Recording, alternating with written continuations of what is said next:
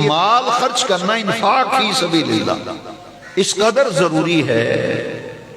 آپ دیکھیں نا، میں نے پہلے عرض کیا کہ ضرورت مند کی ضرورت کو پورا کرنا.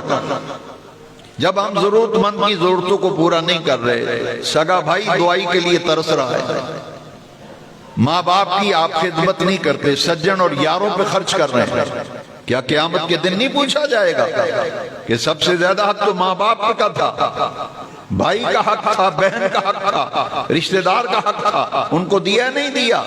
وہ تو پوچھا جائے گا.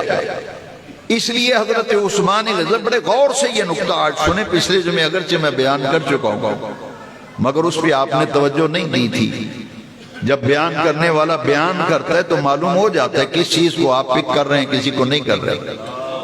کہ آپ کی توجہ ادھر ادھر ہو جاتی ہے گھڑی کی طرف، یا کوئی آدمی آیا ہے تو اس کو آپ دیکھنے لگتے ہیں. غور سے سننا میری بات. حضرت عثمان غنی رضی اللہ تعالیٰ عنہ کو نبی پاک علیہ السلام نے 3 مرتبہ جنت کی بشارت دی تھی. کتنی مرتبہ؟ 3 مرتبہ جنت کی بشارت، اور تینوں مرتبہ مال خرچ کرنے پر بشارت بھی تھی.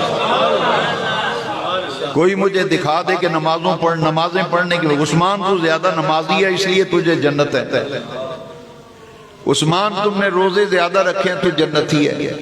اللہ کی عزت کی قسم ہے 3 مرتبہ حضور نے حضرت عثمان کو جنت کی بشارت دی، اور تینوں موقع وہ تھے جب عثمان غنی نے مال خرچ کیا.